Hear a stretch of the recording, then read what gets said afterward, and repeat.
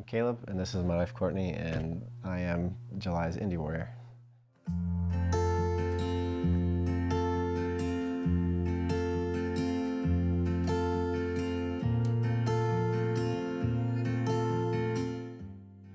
So Caleb is active duty military and stationed at Fort Carson, Colorado. He was in the process of getting some routine lab work done, found out he was anemic.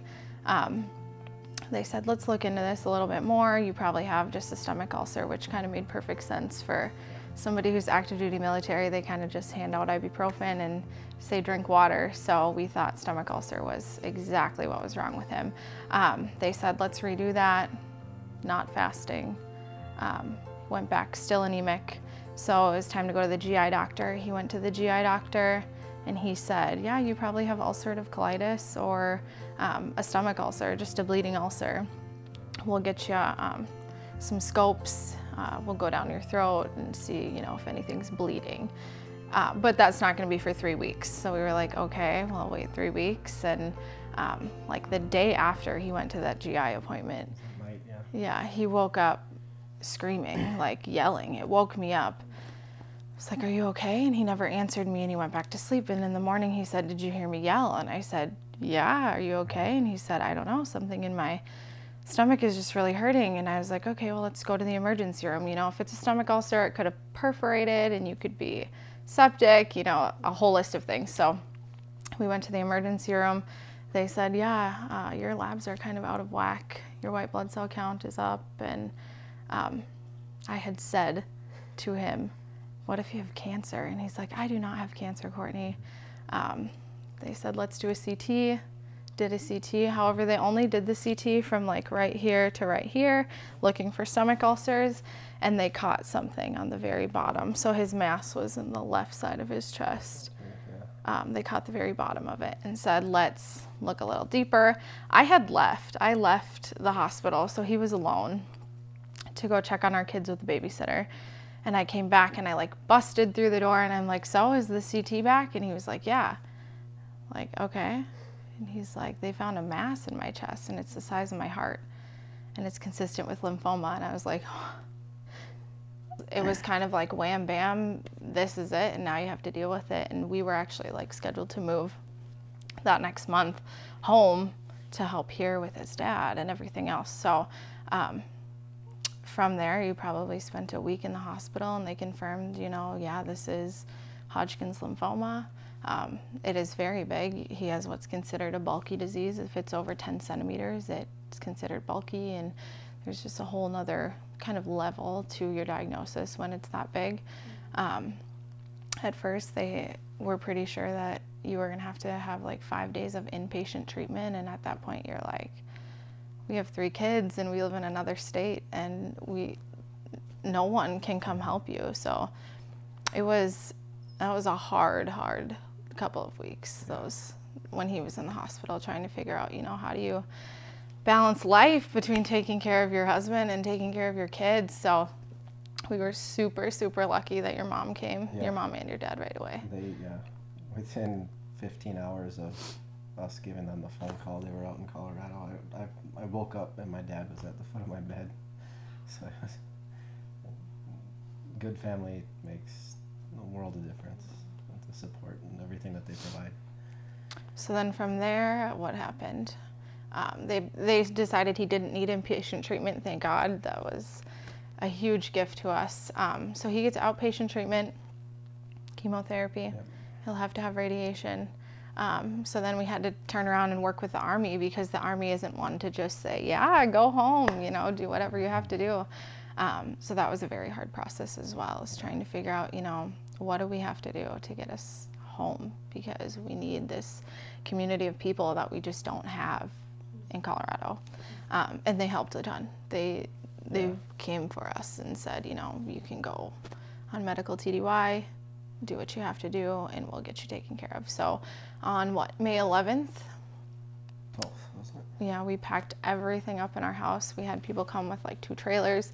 Everyone just grabbed everything from our house, shoved it in boxes, shoved it in the trailer, and they drove it home for us, because at that point the Army doesn't pay for you to move home. Typically, if it's a Army scheduled move, they pay for it and they do everything for you. It just shows up at your door. And on a TDY, you have to do it all by yourself. So that was hard, but like we said, we have a good, family. Yeah, a good community that just came and did it for us, and now he gets treatment here. It was like starting the process to go to Afghanistan, but had no chest pain, had no shortness of breath. He had some shoulder pain that he thought was just part of his job, but it in fact was the mass pushing out on his muscles on his left shoulder. But had he not, they basically said you would have fallen asleep and it would have gotten so big that it would have compressed your airway and you would have just stopped breathing. Or at some point you would have had chest pain or shortness of breath, like I said, and who knows how much time you would have had at that point, because it is fast growing and it's going to double in size with however many days. So we've learned, I think, through this journey, and it's been kind of rough, that everything happens for a reason, and that was just one of them. Yeah. So how has it affected your family and like your immediate family, with the kids and stuff? Are people helping you a lot? A ton. Treatments? Yeah, our youngest, Olivia, she's 5 months. Yeah, someone upstairs must have known that this was going to happen, because she's about as perfect of a baby as you can imagine. She's just... I say you can just set her and forget her. She's like the perfect little baby. Sits there and smiles. And I think for me to take care of him and to take care of our kids, it was kind of like, it's my job now to not change their life for anything. For all they know, he's just back at home and he has to go to the doctor a lot, but that's fine. They've done very well. As for our other immediate family, they've all been fantastic. Yeah. We have always had a babysitter here. We always have extra babysitters lining up here to take care of them. So it's been super freeing for me to not have to worry about who's going to watch my kids and how I'm going to get Caleb to chemo and if I have to leave him at chemo, or it's been like a peace of mind for me, which has been great. So in December, we found out that his dad had prostate cancer. They were pretty confident that he would just need surgery and that things would be fine after that. He actually wasn't supposed to have his surgery until like March 19th, and we found out he had cancer on March 23rd. Somehow, by the grace of God, his surgery got rescheduled to February like 21st, so a whole month in advance.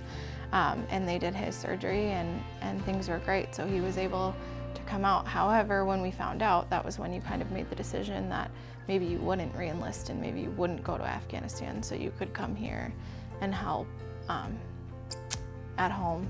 You know, like I said, I think everything happens for a reason, and now we're finding out that his prostate cancer spread, and it's not okay.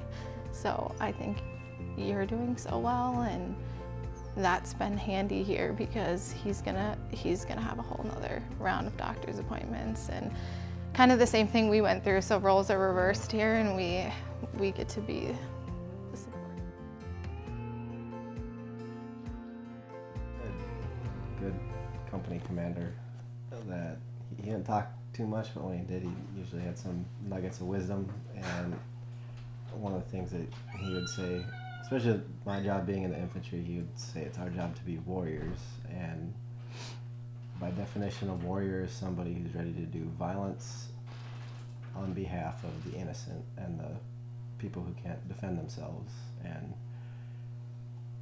translating that mentality over to this is kind of you are willing to do violence upon yourself, really, with all the harsh drugs and treatments and stuff that you have to go through in order to provide and care for your own family, which makes it hit that much closer to home. So if I have to go through all this to be able to be there for our youngest's first steps, or Haley's prom when she gets to high school, or Elena starting her first day of kindergarten, that's what I'm willing to do.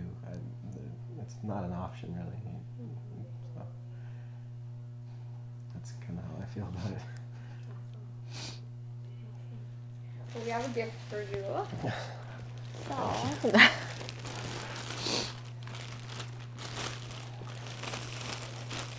Got me crying over here.